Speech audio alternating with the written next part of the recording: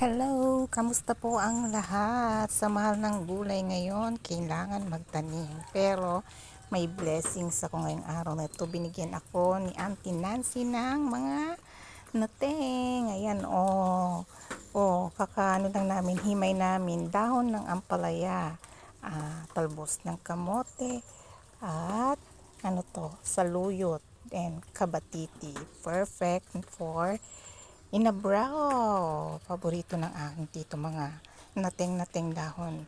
Rich in fiber. At saka rich in ano pa bang mga rich dyan. Basta rich in iron, potassium, good for the blood. O, ayan, maganda pa ito sa bowel movement. O, kaya thank you Auntie Nancy for your fresh nating. Mahal ng gulay ngayon. Kaya magtanim na lang tayo. Good afternoon. Thank you for watching.